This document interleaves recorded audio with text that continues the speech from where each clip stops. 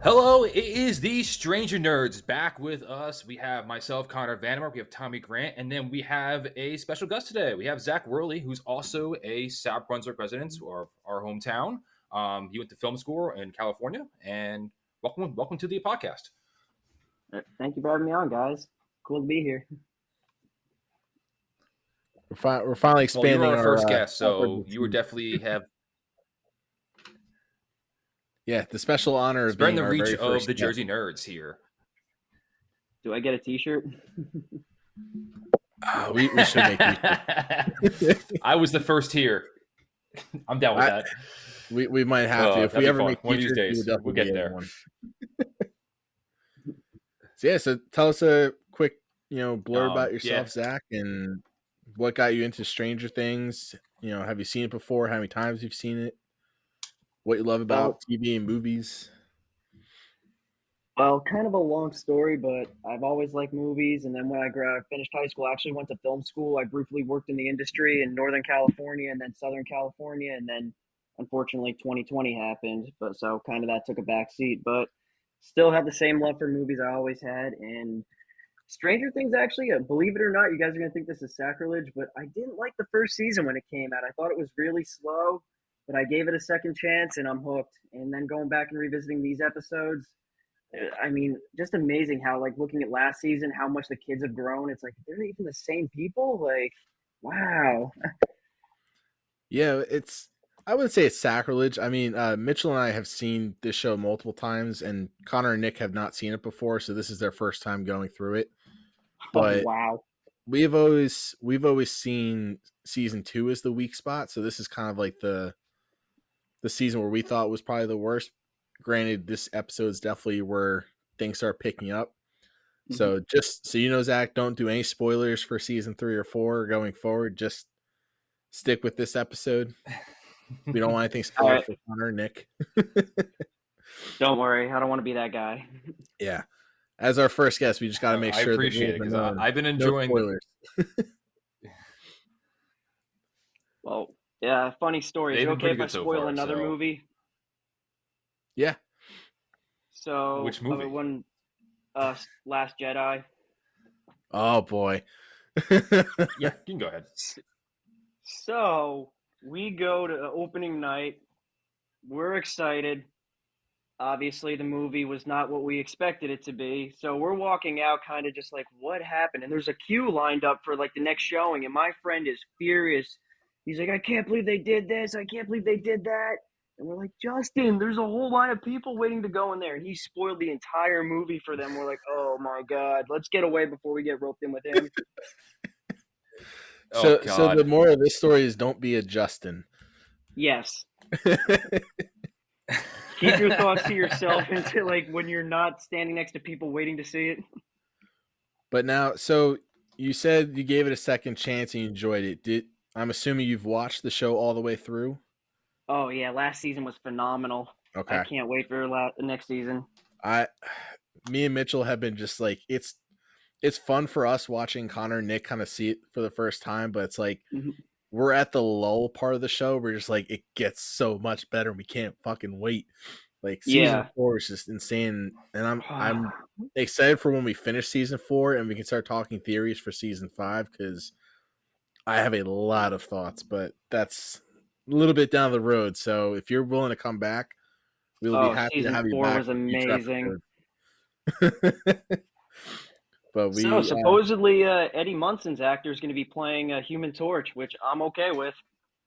I will definitely be happy if that happens. And I know Mitchell's not here, but Mitchell is starting a movie podcast starting next week, so we'll plug that in later. But I'm sure we will get into some nerdy movies like Marvel and Star Wars, and I'm sure that will definitely be your area that you would love to hop in. So I'll definitely for future episodes with that too. I'm a huge Star Wars nerd. I'm the type of person you can ask me a question and I can talk to you for 10 minutes about it. Well, Mitchell will love you. Someone to nerd out with. Cool. Oh yeah, dude, we got it. Mitchell can nerd out all day about that. But awesome. With that being said, let's dive into this episode because it is a beefy one for sure, especially for this season, because it's been a slow, rocky Jam-packed ride is an this understatement. season. Yes, it's been a slow, rocky ride and a build up, and this episode definitely just it cracks everything open. But it starts One off. thing Yeah, go ahead. I was gonna say one thing I loved about this is how well the tone was. You'd have like the super dark stuff with like the Demodog, and then also you would have like the lighthearted stuff like Steve and Dustin like walking the tracks. How do you know it wasn't a lizard? Well, its face opened up and it ate my cat. So Eh, like I really loved how it wasn't just like, dark and gloomy. You had that breakup a little bit. Yep.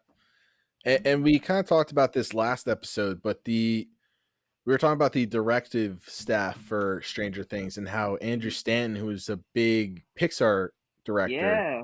was involved with Monsters this Inc. episode and last episode. And that's where we definitely see a very well balanced episode, which I think is what made this season get better. Because without Andrew Stanton's episodes, I think this season really would have been the true weak spot of the show. But Do he you know how definitely many does a great job of blending new characters together, new character relationships like Dustin and Steve, and not any spoiler, but they definitely become a new kind of power duo, the two of them, which Yes. is you definitely see the start of it in this episode.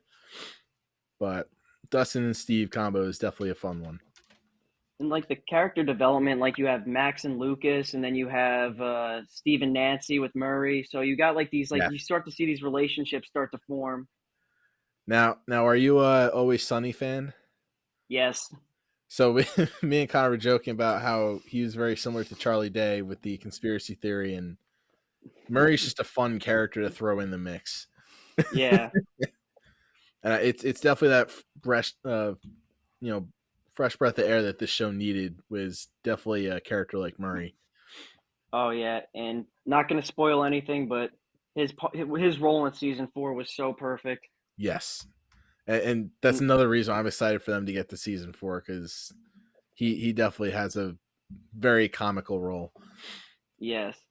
The thing I loved it like season 4, I'm not going to spoil anything, is we had to wait like 3 years for it, and Yes. for me it did not disappoint at all.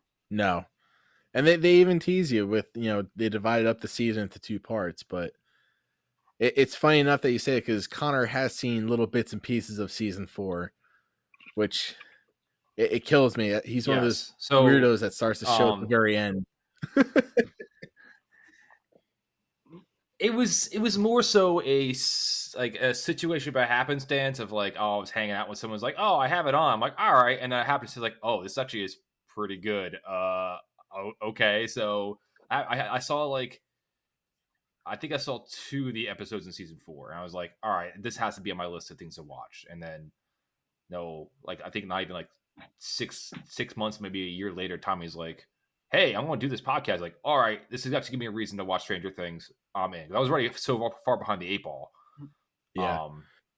And then actually we'll get to this. So I have seen a scene from this episode, and that was when it was released in when season 2 was released. My parents were watching it, and I was like, oh, this is interesting. And then I never really actually sat down and binged it. So now what scene was that? All right, so let's dive into this bad boy. That was then. Yeah, we'll get to that a little later. Yeah. Let's dive in. Because we could just talk all day about how much we love the show. Yeah. But, so we open up with pretty much a continuation from last episode, where I think Will does a little bit of better acting in this episode in terms of his seizures that he's been having, which Zach, we were making fun of Noah Schnapp as an actor. I don't know what your opinion is on that matter, but Mitchell and I believe he's definitely the weak link of the children actors of this show. So I think yes, and also too, like I felt like there was a period of time that he kind of was just, even like after he was already bought back from the Upside Down, that they kind of just like stuck him in the corner. Yeah. And as Connor referred to him as the flopping fish in the last episode, with how he was showing a seizure, it just wasn't good. He was not in his prime of things he can fish do. Out of water. I think Winona saved that. Winona Ryder's performance really saved that, because like she was so like into it, into the moment. Like I think if she wasn't really like kind of phoning it in, it wouldn't have sold. Yeah. And so we have this scene where Will is just doing just straight convulsions, screaming, and everyone's holding him down. And I think he did a much better job in this episode. I don't know what it was, but he definitely gave a much better performance with this episode with how he was acting. And they're just like, he's basically saying his pain is everywhere. He's screaming. And they finally sedate him. And we see Hopper getting scrubbed down because he just got pulled out of the upside down where he's covered in all kinds of shit. And then we get a little bit of Dustin explaining the situation about Dart to Steve, who keeps asking, like, are you sure it's just not a lizard? Like, is this a prank? And we get another instance of Steve taking out his infamous baseball bat, which definitely comes back in future seasons. Very similar to the Negan baseball bat of Walking Dead, if you've ever seen that. Do you know if that was like an homage to that, or if it was just coincidence? I don't know. I feel like it would be an homage, but they're two very different types of characters. Negan Yeah, obviously is very violent, and Steve is that's just what he kind of came upon. yeah, he's trying to defend himself. Yeah. But I definitely think Negan's is cooler, but we'll give Steve credit because he's only a high school kid and not in a zombie apocalypse.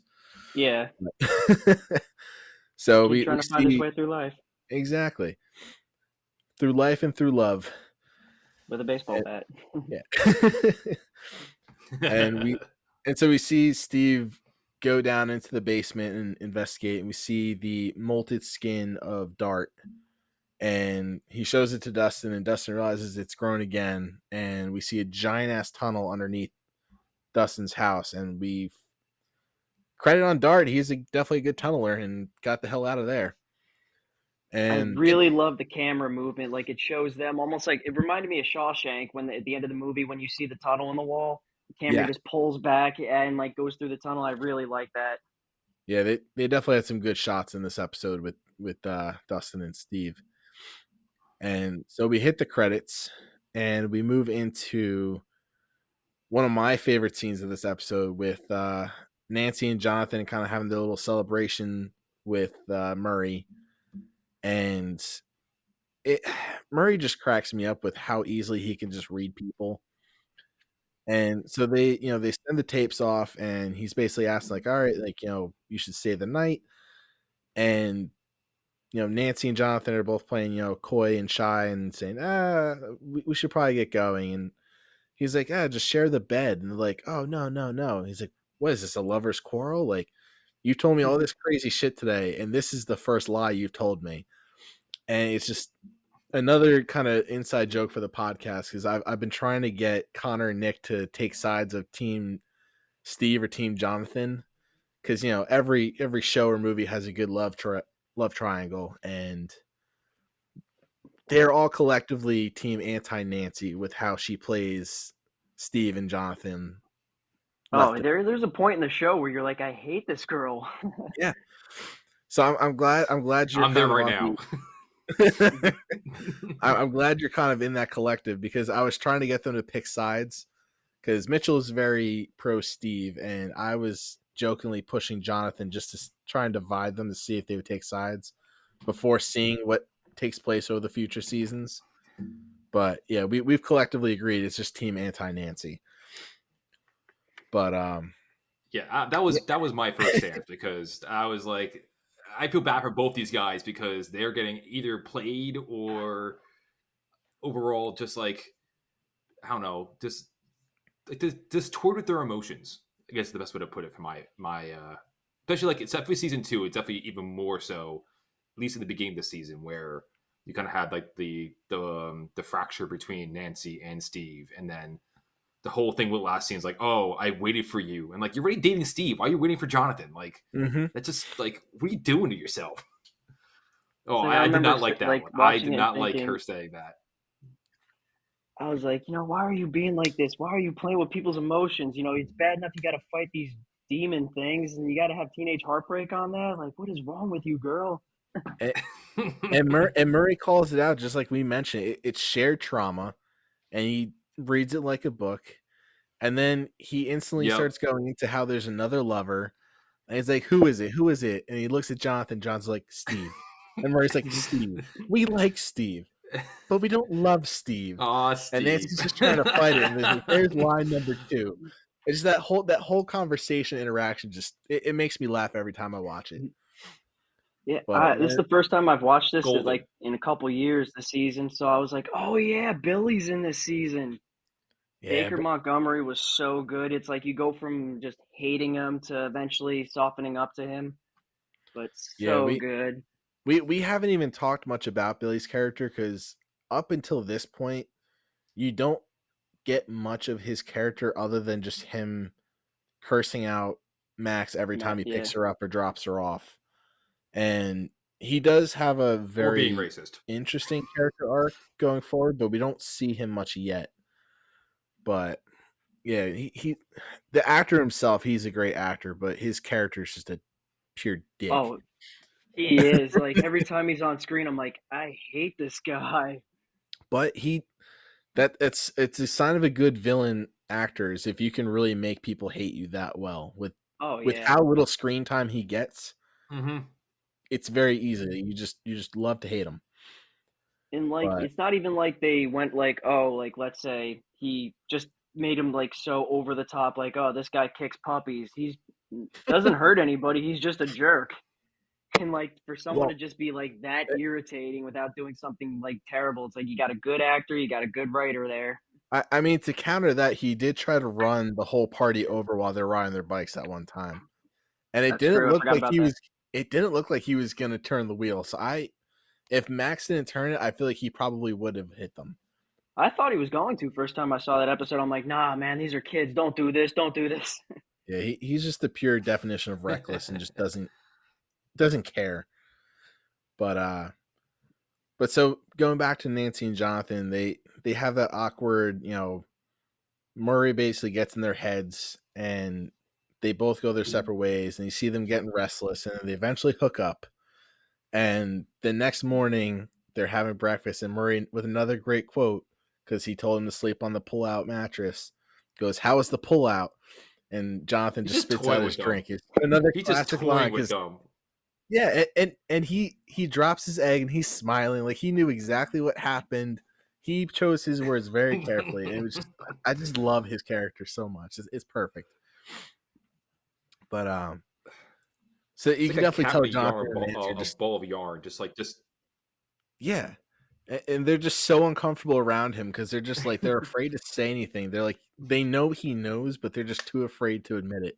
It's But like it's such an awkward situation. He's just eating it all up. He's like, yeah, I'm gonna make this even worse, and I'm gonna yeah, have this grin on my face the whole you're time. you're in this complete stranger's home, basically having him convince you to hook up with some guy that you like, and then he's asking you about it the next day. It's looking back at the situation, it's a very weird scenario for any teenage kid to be in, Yeah, and you kind of forget that when you're watching a TV show. Like you love his character, but you're like, this guy's a complete stranger. They literally just met him the night before. But yeah. It's like and like on a TV show, all right, yeah, I get this, but like if this was a real world situation that one of your friends told you about, you'd be like, who is this guy? So I know not to go near him. yeah, but and Yeah, then definitely. he's Definitely. very nice to them, but then he's very quick to kick them out. He hands them a bottle of vodka and a bottle of water and says, "Yeah, for your travels." And he's like, "If you need to reach me again, don't." And just slams the door on them. And it's just like, all right, and that's the end of Murray. And he'll be For very quickly now. missed. Definitely a stranger. Definitely like stranger danger vibes at Murray sometimes. Yes. And the fact that he lives in a sketchy little warehouse type house that he's got going on. Little Like, little patriotic bunker he's got going on. like, I'm pretty sure that they taught something in Dare not to go near people like him. Yeah. But Dare didn't really exist in the 80s. They didn't know. Oh no, you could hitchhike back then. Yes. You do that today, it's like, what are you, crazy? I was actually driving when I was driving to Jersey last month. I saw a couple people hitchhiking. I'm like, people still hitchhike? Like, okay. I didn't know that was still a thing. I don't know if you get any hitchhikers out on the West Coast, but I saw. I was pretty sure it was a dead thing. I mean, I've seen them at the beach, and it's like pretty much what you think. Like, I am not picking you up. I don't know if you just got off a surfboard or broke out of prison. Yeah, I'm not picking you up. Sorry. Yeah. But so yeah, so we get Jonathan and No, Nancy no arriving lie. at the buyer's house. What's that? Say no lie. They I literally saw a hitchhiker not even a month ago, like in my Really? area. It was definitely weird. I was like, especially like in like the woods. I'm like, this is just awkward. That's like Yeah, that's an axe murder right there. yeah, that's even worse than picking someone up in like a city, like coming out of the woods. What were you doing? See, I don't want to know. I'm just gonna keep driving. It's got some wrong turn vibes written all over it. Hmm. But so yeah, so we have Nancy and Jonathan arrive at the buyer's house, and Jonathan quickly just looks completely confused because when he left his house, there was not 1,000 drawings all over the house, and he's just like, what the fuck is going on? But at the same time, it doesn't phase him because his house was literally a giant Christmas tree light last season. Yeah, So it's like, all right, it's just something new, something my little brother's probably doing. And but then he catches one of the tapes on the ground. He realizes like this is not one of ours. So he's like, someone's definitely been here. And that kind of shifts us over a little bit to the Will possession story arc where we have the Hawkins lab soldier agent guys going in the house and basically photographing all the pictures, which I don't even know back in those days how much footage that took up. Because we talked about this last episode, like that had to been like 1,000 pieces of paper scattered throughout that house with drawings.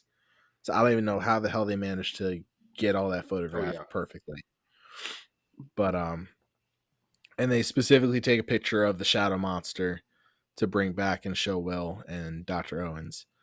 And we see a little bit more of a good side to Dr. Owens because Nick is very adamant that Dr. Owens is the bad guy of the season. So we haven't given any spoilers to him if he's good or bad, but we definitely start to see a nicer side to Dr. Owens and how he's defending Will because the other doctors are basically like, we can just let him die. Like, no big deal.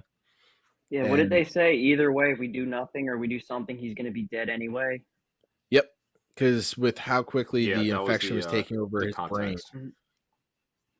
Yeah, and we have two scenes with the doctors. The It first wasn't. It one was was the with Joyce, where Joyce basically calls them out with how they didn't do anything. And the second scene, we get the doctors yeah. basically going through the images saying, this has progressed so quickly, he's going to be gone by the end of the day. And Dr. Owens is pretty much like, and they want to continue the burn. And Dr. Owens obviously doesn't want to do it because he knows if they do the burn, it'll kill Will. And that's when they kind of like, well, either way, he's going to be dead by the end of the day. So we see a more human side to And Dr. the other thing Owens. too is like the other thing with Will's condition. Like I remember in the very early in the episode, I read my note where Will is burning up at 106 degrees Fahrenheit. Like Yeah. that's insane. That's like you're gonna be Like dead very like soon. Yes. Like I don't know what the yeah. actual temperature is that where you die, but I feel like it's up there. Like I feel like it's 108 or something like that, where you basically will burn Yeah, there's alive. no coming back.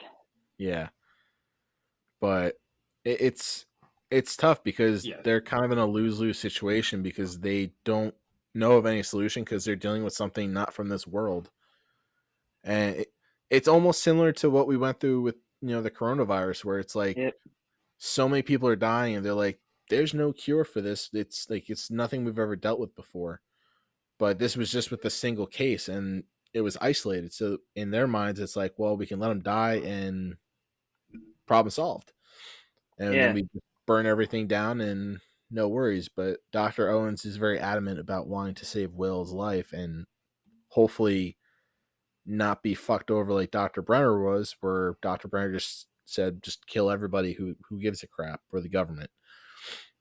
But I'm actually glad that they took a Um, risk because, like, with Will's condition, like, if it had happened to Hopper, a grown adult, it wouldn't have been as impactful if it was Yeah. like what it was with Will. Like, I mean, you're seeing a kid literally about to die as opposed to a Mm-hmm. grown man.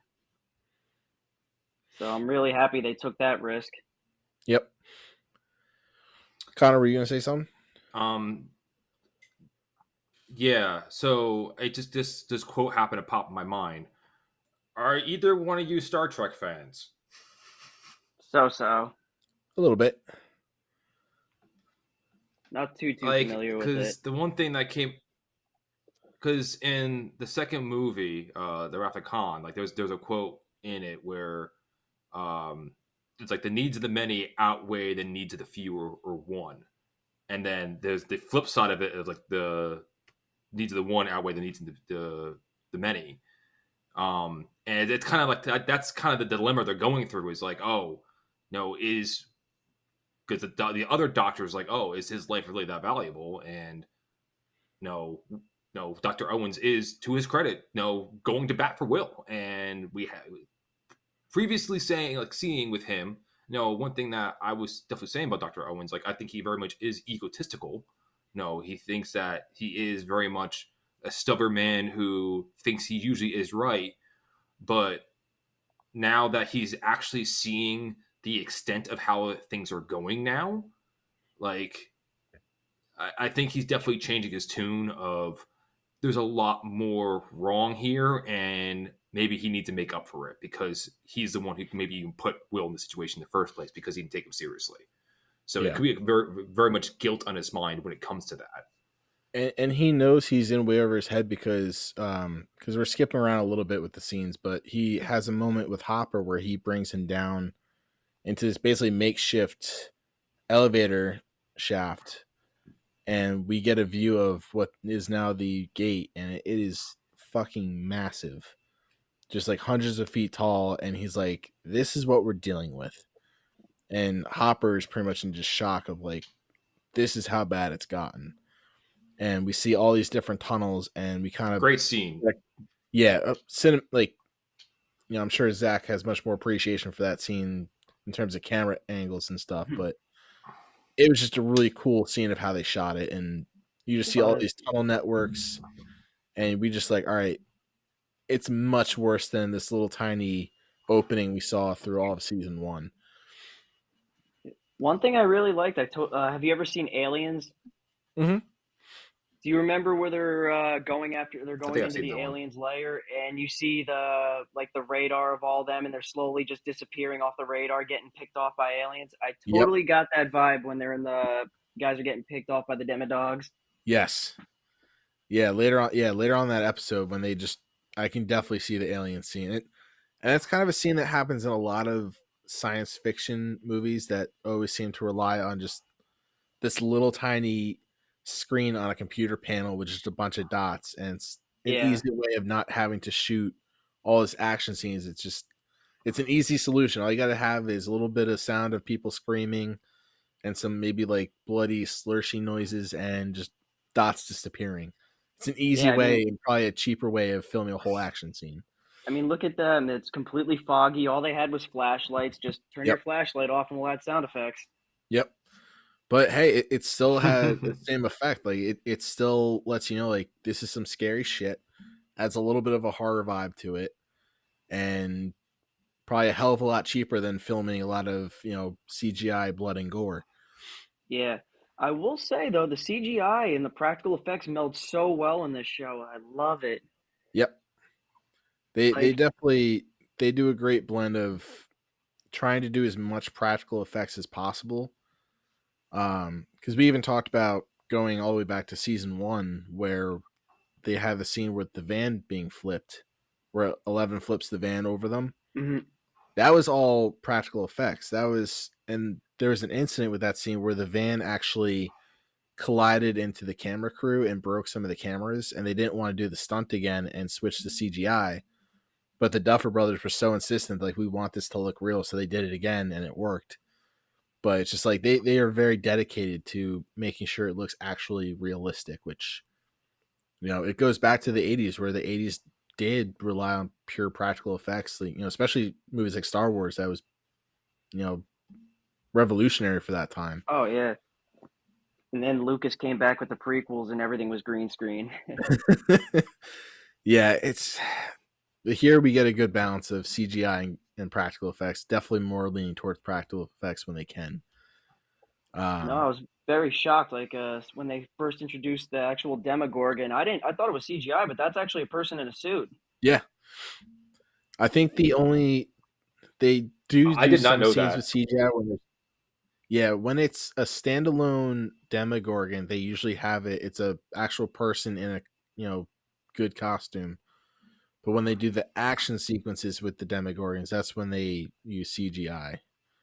From what I Yeah. was told.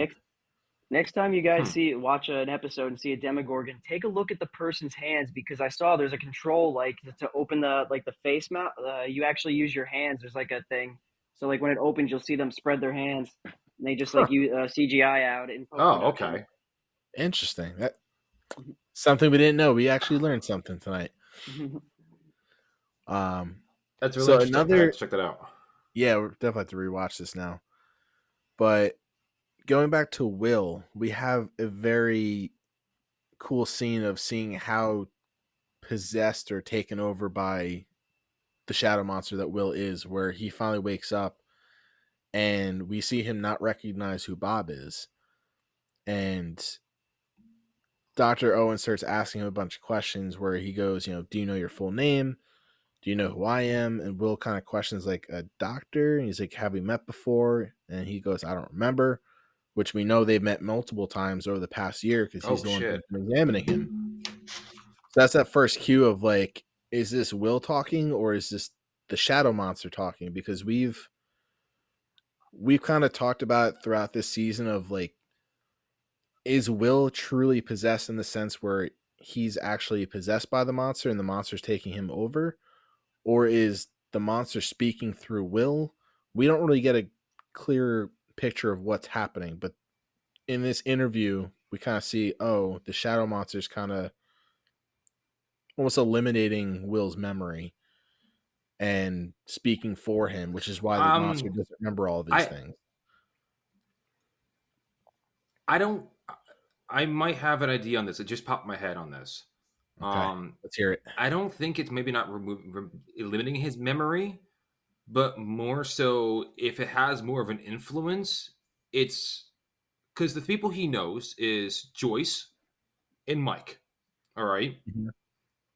When Will had his episode, the only two people he really was in contact with before the only people who was in contact with after the shadow monster came in was Joyce and Mike. Bob was there for a little bit but wasn't much, Yeah, so it could but be a situation where it's like it's the actual monster's knowledge, not Will's knowledge, and it definitely takes a minute because he too didn't know because they Hopper and he they ask him who Hopper is and they ask him who Mike is, and with Mike he takes a minute to answer because he's definitely trying to think, and he goes, "That's my friend Mike." But it's almost like in the sense of the monster saying it's like it's a fact. He's like other Will I think would say like he's my friend or something like that, but he goes, "That's my friend Mike." Like it was a very odd way the sentence was structured. That I think it was something else speaking for him. yeah, and the thing is, like, because Mike was with Will the whole time that he had was with the Shadow Monster because of that interaction, because he was literally he was by his side the whole time. So the monster's like recalling, oh, this guy is. It's like having a collection of faces in like in a lineup, like in a police station. No, the people, the face he sees, like, oh, I recognize him. That's my friend. But like it's in like a kind of a third person kind of way. Yeah. No, because But like then we definitely get think like you lines just mentioned, like he would probably say, "Oh, he's my friend." But then we also get a line shortly But go after ahead. that where Will goes, "The soldiers hurt me. They shouldn't have done that. It upset him." And again, it's weird. It's almost as if is Will saying him as in the monster, or is it the monster saying him as in upset Will? And it's just the way he says things. It's like I think it's the shadow monster speaking for Will. It very well Yes, could be. I and mean, that's what I'm saying. It's They do a good job of making you think of what's really going like on here. Like, you know, it's some sort of possession, you just don't know what kind. I'm curious what they're gonna or the do because, extent. like, the first two seasons, especially, like, he was missing in the first season, then going with this in this season, and I'm not gonna spoil it, but like his further development later on is like the final seasons. They're gonna be like some big, like, I don't know. Is he gonna be like some sort of like embodiment of the shadow monster and everything in the Upside Down? Like, I'm really curious to see like where his story ends up. Yeah, he always seems to have some sort of fucked up thing going on with him, but the one thing I caught on to was like Joyce is in pure horror of losing Will because they tell Joyce like your son is probably going to be gone, and we get the sense like season one he was physically gone, like he was Hmm. disappeared, they couldn't find him, and now they have him, but he's mentally gone, and it's just Joyce is just going through the ringer of just she's physically lost her kid, now she might lose her kid in the sense where he might lose his entire sense of self. So she won't have the same son anymore. He might just be a vegetable soon because that's fucked up. And obviously, I won't say anything about season 3 or 4, but it's just we have Will is a major character in the sense that he always has something going on that connects to the Upside Down in some way, shape, or form. But Yeah, in terms of scene and acting, he never has much.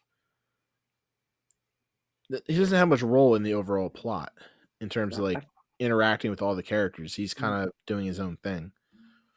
Yeah, like that one. There's the meme of everyone with their significant other, and he's just sitting in the corner wanting to play D&D. It's like, oh man, don't write him like that. That's just sad. But so then after all of this, Before we yeah, continue, hold on. Before we continue, I had to mention props to Bob again because Bob's like, "Oh, this is I signed up for this. Like, you warned me this is not a normal family, and this shit." He's like, he's now yes, deep in it, and I'm kind of happy that like Joyce kind of like like kind of explained it out finally, and he's like, "All right, this is like being in a sci-fi movie or being a superhero." What yep, like he plays along with it, and I'm kind of curious as like how he's actually thinking, but overall, like that he has been very strong for that family, because and he it's is nice to see Samwise that. Gamgee. Damn it, he is the bravest, most Yep, loyal friend you will ever have. I was going to get to that next. Actually, Sean Yeah, Astin's just. I mean, he's just Sean Astin. Like that's just. I mean, he just makes it so much better. he, I don't think he could play any other character than just a really lovable person. Like I can never see him play some sort of sinister character because he's just too. I don't say pudgy, but he's just like that cute, like nice man that's like you can never see him being mean. Teddy bear. Yeah, Yeah, exactly. and he just has that look to him. But yeah, Samwise Gamgee comes in for the win in the show every time. But yeah, He didn't carry Elijah Wood on his shoulders to throw the ring into the fire for to be, not respected. yep, fought off Gollum, all the good things. But I would love to have Elijah Wood come on the show for season 5. Oh, could you imagine? That'd be great. Connor, for if you don't know, Elijah Wood played Frodo Baggins in Lord of the Rings. I do Do you know know who that. Elijah? God damn it! Like, okay, yes, Zach, yes, yes. I we know who constantly Elijah. rat on Connor Zach, because just to fill you in,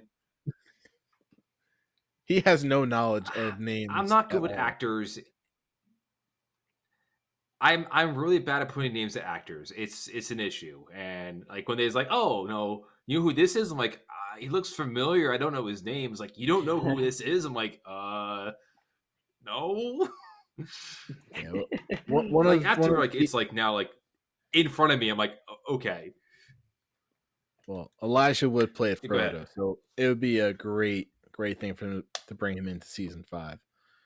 But anyway, before we go into Lord of the Rings tangent, because I can talk all night about that, we get Will's kind of snapping back into his normal self, or what we believe is his normal self. and he starts telling Mike, like, hey, I think I know how to stop the monster. And we get a scene where we have all the pictures that the government agents took, and Will is basically kind of looking at everything, trying to figure out where exactly I can send these guys to take down the shadow monster. And the one doctor's just being a dick, and Hopper, of course, being the great guy he is, just tells him to shut up and puts him in his place. And you see Dr. Owens and Hopper kind of forming a more tighter allegiance in this episode. Like throughout the start of the season, it's like they're kind of at odds, but you can tell they were trying to work together. Here, you definitely see them coming together and like, we got to help Will. Like, this is our last kind of shot to do something. And he points to this little kind of blob on the map, and he's like, it never lets me see the spot, so I think it's important. And it's just this big kind of almost like a cave cavern type looking spot on this map. It's just a big open area. So some sketchy shit there. And that kind of wraps up the Will story arc for this episode. So we'll shift over to the Dustin and Steve team up, which is definitely one of the better parts of this episode as well. We start with Erica telling Lucas about Dustin's constant code red calls, and just Erica's just that shitty little sister that just constantly picks on Lucas. And it's like, yeah, your fucking boyfriend kept calling code red. And Lucas is like, oh shit, like something bad's going down. And finally gets in touch with Dustin's like, oh, look who's finally fucking calling back. I've been calling you all day. And you can definitely tell he's in it, but I don't know how much time has passed since then, but we just see Steve and Dustin just big pails of meat and gasoline. And it cracks me up because we trashed on Nancy and Jonathan last season of just going to the store and just buying all these weapons and supplies to fight a monster. I can't even imagine what it would look like for just two random kids just buying a shit ton of steak and gasoline at a store and just walking out. But rural town in the middle of nowhere, it's probably normal for all we know. It must be. They must have thought it was for some sort of fucked up barbecue. But you hear Lucas on the radio going like, and Dustin's like, yeah, I'm with Steve Harrington. Luke's like, Steve Harrington, like what? And Lucas, because Lucas doesn't realize like everyone else is busy. Dustin had to kind of fend for himself and find someone else to help him, and Steve happened to be it. And so then we see Lucas going to tell Max and kind of officially roping her into the party and saying, hey, I've got proof of what's going on. And we get another scene with Billy in this episode. A little quick scene, but he's just lifting weights, drinking beer, and smoking, as any trashy high school guy does to, look cool. Answer the door, damn it. And such a jerk. He's such an asshole because he literally has her answer the door, and then 5 seconds later, right there. She's been out there for 2 seconds. Huh. This isn't right. Let's go check on her. Like, you could just open the door yourself, asshole. Yeah. And of course, she uses the excuse of Mormons because, who doesn't have a good Mormon problem? I know back in the Kendall Park days, we used to have a whole neighborhood system. If we saw the church people walking around the neighborhoods, we just text, call her like, hey, they're going around, don't answer the door. What they stopped coming to my house because like I would just like I'd see them walking up towards my door and I would like put on like death metal or something, crank it up, and then be like, would you like to talk about Jesus? I'm like, I'd rather talk about Satan, and then they'd never come back. we always, me and my brother had a fun time where we basically just ran around screaming, and I was trying to perform a fake exorcism on him and just as much chaos as we could possibly make it look like. Oh, God. And I just open the door. I'm like, I'm kind of busy here. And my brother's just running around screaming. And my mom goes, who's at the door? I'm like, oh, it's the church people. She's like, you don't have to be that mean. I'm like, yes, we do. We got to stop this. I heard someone one time, they're like, oh, what's your address? How about I come to your house and talk to you? Like, no, thank you. But this is where we definitely I'm very fortunate. I never had to deal with that in my life. Yeah, well, because you lived in Bumblefuck, South Yeah. Brunswick. They didn't. They had Somebody no comes knocking sidewalks on for your that. door, you should be scared. Yeah, got more naked axe murderers It's coming more out of the woods. if they're knocking on my if they're knocking on my door, it's usually like, oh, a horse got out and we're looking for it. No, which has happened before. I believe it. Yeah. I know I lived on the corner of New Road and 27, so like I'd be sitting on my couch watching TV and never failed. I'd always like probably happened like good 4 or 5 times a year. People would slam into each other at the intersection there. Like, oh, Oh another one. yeah, Oh God. that was such a bad intersection too. I don't know why. There's Uh, always an accident there. But we then get a scene where we kind of, Max just sneaks out, and we get a nice moment of Dustin and Steve bonding where they're just literally walking along the train tracks, just dropping a trail of meat behind them, and Steve's kind of giving him the girl talk, which I think was fucking adorable and hilarious at the same time, telling him about like, the electricity and stuff, and Yes. Dustin's just going straight to the scientific facts, and Steve's like, no, like sexual electricity, and Dustin's like, oh, I don't know what that is. I really like that scene because it broke up. Like you go from the dark, like Will and his situation to them just having a older brother, younger brother conversation kind of thing. Yeah, and this is what I was excited for Walking the too. This railroad dynamic, tracks. yeah, Yep. because season one you get just a very douchey Steve Harrington, and he's Yeah. meant to kind of be the character you don't want to like. And then this season, you definitely see him come into the, he doesn't have any friends anymore. He doesn't have a girlfriend, and he's almost adopted these kids as kind of like his new brothers and family. Because Dustin basically came up to him in the last episode, was like, "Hey, I need your help. I need your car. Let's go." And they just instantly start bonding. But they are definitely the comic relief of the show at this point, with the exception of Murray. Yeah. But and Murray's their not whole really a central character compared to them. yes, and we have that great conversation too of like Dustin asking him like, "What's your hair routine? Like, how do you get your hair? Like, maintain your hair?" And Steve ends up, you can see on his face he doesn't want to say it, but he's like, "I'll tell him anyway." He's like, "Farrah Fawcett spray," and Dustin's like just ratting on him like, "You use Farrah Fawcett spray?" And Dustin's like, "You tell me, buddy, I'll kill you." And like that's You got to use it when your hair's damp, not No, wet look. damp. but that was just like pure older brother energy. Hey, Of just like it's like as an older as someone who brother, has it's longer like hair, he is correct on I've been that. It there. has to be damp. Yes. Oh, it was adorable. It's just funny. It's like I love that scene so much.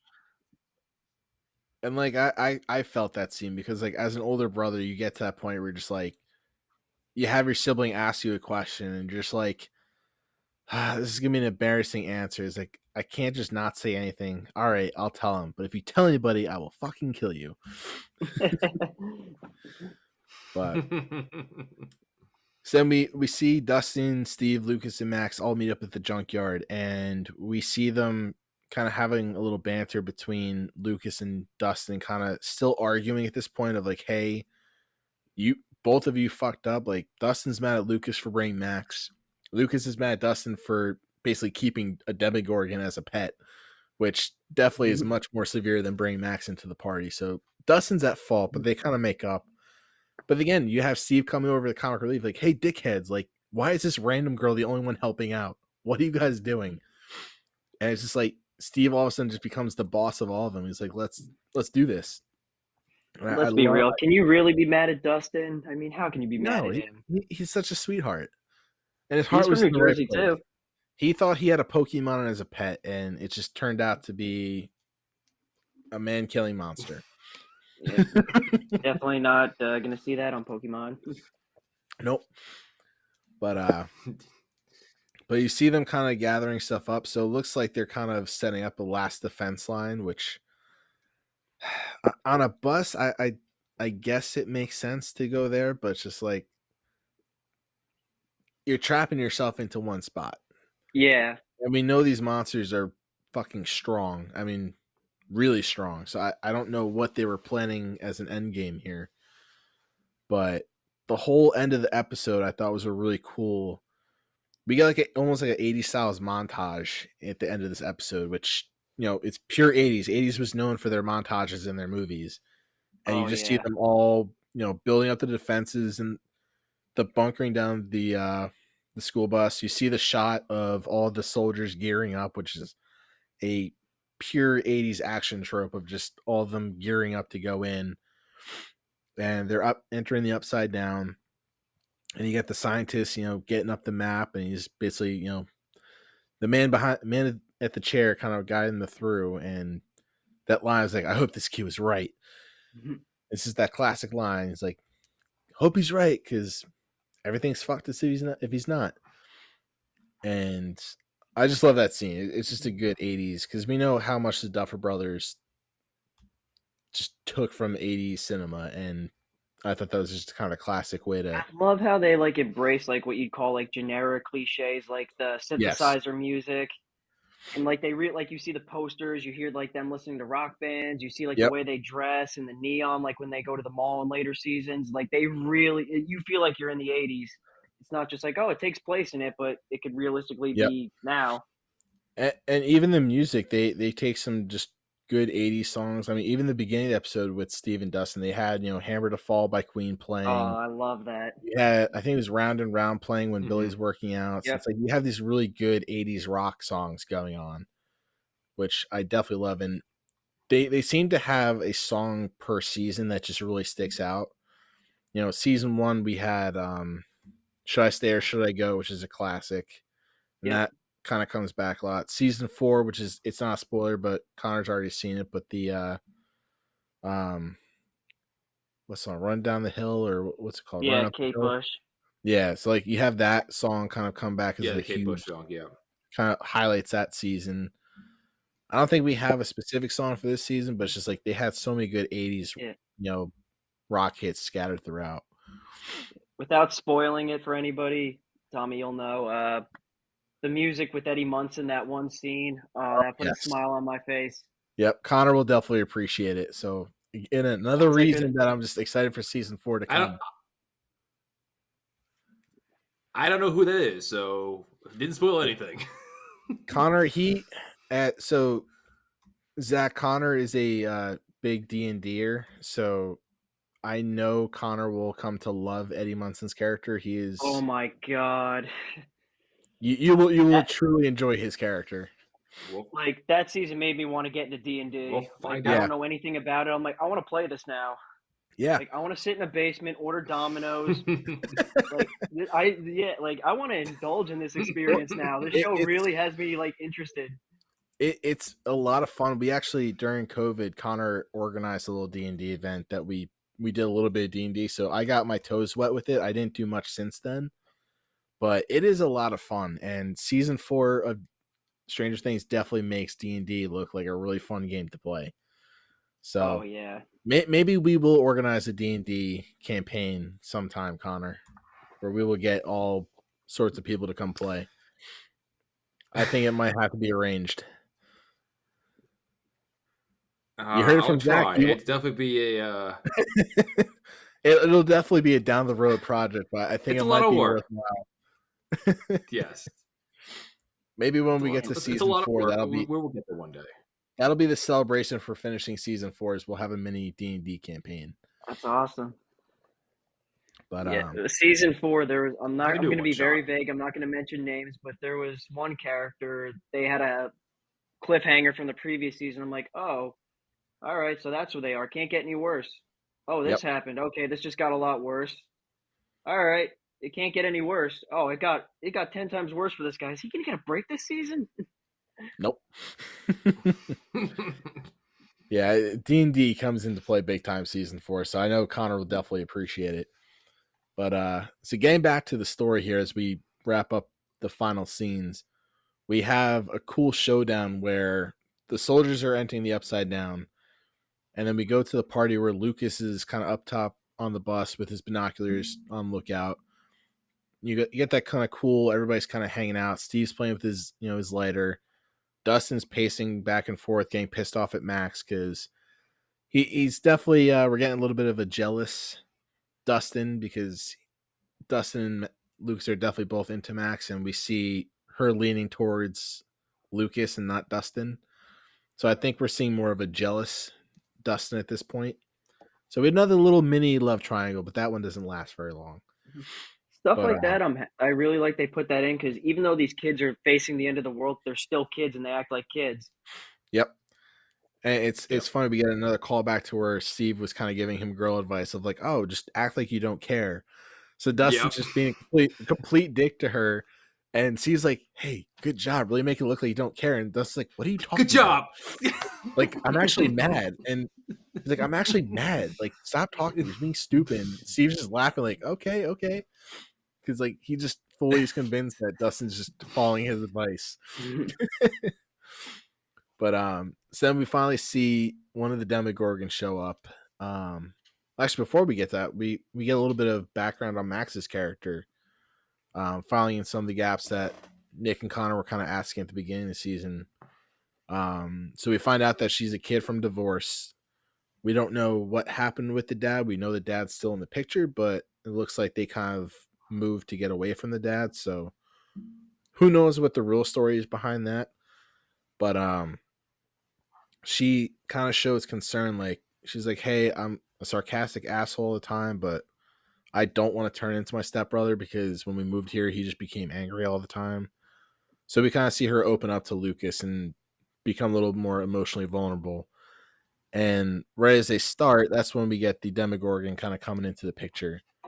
And they see him out in the fog, and Max just goes, are you sure that's not a dog? Which I thought was great. It's like, why would they take it to this extreme if it was just a dog? Like, For a dog, yeah. we're not dealing with Cujo here. Like, we're dealing with a fucking monster. Yeah. And so they're all kind of I'm just listening, guys. I just got plugged in my computer. Yeah. And so we're all just sitting there, like, they're watching and waiting and waiting. And they're like, why isn't he taking the bait? And Steve just has this asinine idea of like, you know what? I'm going to add some human meat to the menu and I'm going to go out and taunt them. Which I was just like, That's some huge it's a some huge badass move, but at the cojones. same time, yeah, it's just like, you got some balls on you to just be like, you know, I'm going to go out and challenge this Demogorgon to get him to take the bait. The thing that's cool about... Oh, sorry, go ahead. No, you're good. Go. I was gonna say, like, yeah, you could argue, like, oh, that was a stupid decision, but it's like he's what, 16? You know, he's trying to look cool in front of all these kids, so it makes sense in that aspect. And when you're holding that kind of a baseball bat, like, it's hard Yeah. to not feel like a real badass walking out there. You know, you gotta get put to use. Yeah, you're gonna feel invincible with that. But Lucas quickly sees like, oh, there's more than one, and we finally get confirmation. It's not just Dart. We have much more Demogorgons than just the one. And we've kind of hinted at it. We never knew for sure because we've seen hints that there might be more than one Demogorgon. Now we have proof there's more than one. And they kind of corner him, and they're just screaming like, Steve, like, get the fuck out of there. And he doesn't realize it first, but then the one charges at him, and he's pretty smooth. I'll give him that. He dodges the one, smacks the other one pretty damn good, and gets into the bus just in time. But I mean, we almost saw the death of Steve. Yeah. First time I saw it, I'm like, did he get, like, is he dead? Okay, he's alive. Woo! I mean, he gets charged by both of them pretty much back to back. Like, he quick dodge, and then the other one was right there, and he knocked it down. But one false move, and he would have been dead. Oh, yeah. But so after that, we kind of see them kind of pinned down on the bus. The bus is getting beat to shit, which goes to show their defenses were not even gonna hold up very long against these things. Yeah. And they pulled a rookie fucking mistake. Like, they didn't close the hatch on the roof. Thank you. I was thinking that. I'm like, am I just nitpicking? Like, I'm thinking, close the hatch. No, and you know what? It falls down on Lucas. The other thing and Max. too, I thought of. Yep, they were chilling up there, and like I was thinking too, like, oh, you have Demogorgons who can literally, like, I guess, eat through cinder block and dirt, and like, you think steel's gonna stop them? Granted, the only person that would have known that was Steve and Dustin, and they still thought that these defenses were going to hold them. So I'm not quite sure what their plan of attack was there. But again, Steve pulls out the big bro move and knocks Max aside and basically goes to face the thing head on. So props to Steve for, actually sticking up for the kids and kind of putting himself out there. But Little reckless he stood no there. chance. He stood no chance. Yeah. No. And just in time, of course, as that cliche goes, saved by the bell, they're saved by the hive mind, where they all kind of get called away and they're all kind of just standing there looking confused, like where did they go? Like, why they just up and leave? Like, they're about to kill us all.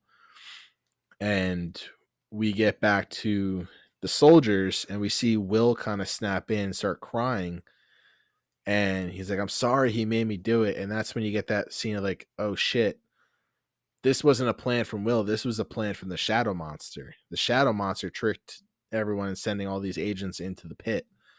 And they get taken down one by one. That was a great twist. Yeah, that's really what it was makes you think going forward in the rest of the season, because now it's like you don't know how, like, Will, I don't think is in control at all. Even when Will acts like Will, it's not Will, it's the Shadow Monster. So now it's like you can't trust him at all. And even Mike spots out, he just screams like, Will's the spy, Will's the spy, and just goes running trying to warn them to get the hell out of there. And even Will tells Joyce, like, you should go now, they're almost here. Like, we don't know if that was Will warning Joyce or the Shadow Monster going like, maybe I'll give you a chance to get out of here. You've been nice to me. I kind of had to laugh being a Star Wars nerd, because when Mike's running to the soldiers, it's a trap. All I could think of was Return of the Jedi. I will never stop thinking of that either. I was like, it's a trap. It's a trap. Every time I hear that, like, casual conversation, I think that. Yep. You can't not. That's definitely a great Star Wars reference to throw in there, because when it comes to like how the Shadow Monster set it up, like it was like a definite like kill zone too, like where everybody was like all the Demogorgons were feeding into, like it was designed for them to get like the better term, fucked up. Like it was textbook. Oh yeah. And even literally Hopper, surrounding them on all sides, it's like these guys are dead. But even Hopper picks out like, too, the fact like that like it actually has like intelligence. Yep. Yeah, there was. But Hopper picks out too. He's like, "This is where I was trapped earlier." Like the scene where he was stuck down there, and he sees all those bones scattered all over the place. He realizes, like, "Oh, this is the same spot that they're going to. It's like their breeding grounds, their den where they bring all their kill." Yeah. So Hopper and Mike kind of both are realizing at the same time, like, this was a trap. We're fucked. And we end the scene with pretty much Hopper looking down into the pit, and we see the Demogorgon come out and start roaring, and that's where we end scene. And that was a perfect ending. It's perfect cliffhanger, because you just know, like, shit's about to go down. Like, you just see the claw come up, boom, and then you hear it. It's like, ooh, I want to watch the next one. But so yeah, that ends episode 6. Definitely the highlight so far of this season, in my opinion. But Zach, I don't know if you got time to stick around. I know you were tight on time. Yeah, I actually got to take off. It's getting late. I got to be up at 2 tomorrow. Sounds good. So yeah, we'll let you get off, and Connor and I will finish up the episode with our usual ratings and whatnot. So Zach, it was great having you on. Thank you for having me on, guys. We would really definitely cool. love to have you back. So let us know if you have any episodes for season 3 or 4 that you would like to tag on for, and we'll definitely make that happen. Season 4 is going to be so fun. Definitely, when you guys get to that, I'd love to join in with that. And I'll let you know for his podcast. We'll line it up. Yep. Cool. So, all right, cool, guys. It was good having you. All right, thanks, guys. Take care. Right. See ya. Yeah, so overall, let's get to the ratings. And yeah, I wrote my rating down already. Fantastic episode. Like a lot of build up on like things finally no, like all the little things starting to fire off, which is nice. Yep. And I gave it a 9.3. I thought it was fantastic. No, eight, like definitely an A episode, and I thought that like a lot of things were right, like cinematically, and the tension, but also the gags and the laughs, and like it was a lot of cool different pacing in this, and every note hit right. Yep. This was definitely my second favorite episode. My favorite episode is coming up, but this was the perfect balance of just action, comedy, suspense, horror. It had everything. But conveniently enough, this was the first episode in the entire show where we do not have 11 appear. So that was kind of a Yep, little and we will fun get to that fact. next episode. Yep. But I think I would give it a 9.4. It's definitely Wow, up you were there. actually higher than me on this one. Yeah, this was definitely the highlight of the season for me. I loved it. But yeah, I got nothing else to say other than just it was an overall solid episode. There really wasn't much they could have done differently to make it better. It just that's where it fell for me. It was just great. Nick did text me his rating. Nick is giving it a Oh, 8.6. nice. So we do have that as Okay. well. I've already plugged it in. Perfect. Yeah. I will say this too, like, because, like, yeah, I feel like they did a lot of things right, but I feel like there could have been better payoffs in this. Like for example, when they were, I'm gonna put the show docs back up. I had it marked here on my phone. Like I feel like the interactions with Will overall, and like just the nature of like how things are playing out. I'm enjoying them, as like I'm not, but I feel like that there is something missing, and that's why I didn't get like the highest score I ever had. But like there's something that like I don't know. I could be me just picking hairs, but like I don't know. There's something that I felt like that was missing from this episode that we've seen compared to no like compared to season one. Like I'm tying this with episode 7, which was also my second highest episode. So like, isn't like I'm not giving it full regards, but like it was nothing like no, nothing like the season finale, which you rated the same level as the season finale in episode 1 as this episode. Yeah. So I'm just like kind of quantitatively like comparing apples to oranges here. Yeah. And then we have Mitchell's score. He emailed us, so we have not seen it yet. Yep. Because of course Nick and Mitchell cannot be with us today. I'm gonna say I'm giving Mitchell's score. I'll give it an 8.96. I'm gonna give it a 9.05. I feel like he was up there with you and me, but Okay. I don't know. He can be very critical sometimes, so it's hard to tell. But I feel like this was definitely an episode he would have enjoyed. I don't. With the exception I of the definitely fact would that enjoy it. Nancy and I didn't Jonathan like. hooked up. Yeah, definitely. Well, he's not here to defend himself, but yeah. Yes. And I think that with Mitchell's critiques, that like compared to I'm looking, I have the scores in front of me right now. Like I can definitely see it being very close to who he scored last time on the lead up to the season finale. Yes. So I definitely think he scored high. Nick also did give me his Mitchell rating as a 8.44. Ah, wow, that's real high. Oh, 8.44. Okay, no, I don't know why I thought it was 9.44. I was like, what? I'm playing prices right here. Yeah. So do you want to do the honors and open up the email and let us know who was closest? Oh, sure. Do you have I access kind of to hope it? we didn't put the other one in there. I have the access to the email. I hope we didn't put the other because a little behind No, the he curtain sent here. We are He sent them separately.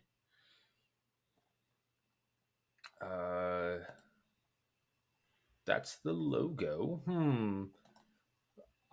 He said he sent the email to our Jersey Nerds email. I believe so. Oh no, he must have sent it I to don't mine. see it in here. Hang on. Oh yeah. So Tommy's All a right. liar. I am a liar. So the rating he gave was a 8.66. It's a little lower than Tommy. That means Nick won that one. Damn. Yeah, that was Nick. Nick had that one. So 8.66. You said. Yep. Well, I will definitely let Nick know. I'm kind of surprised by it. I'm actually kind of shocked by that one because the fact that he didn't rate it as much higher than the previous episode, which he did discuss. Like he really did like that episode. And this episode definitely I thought he would be.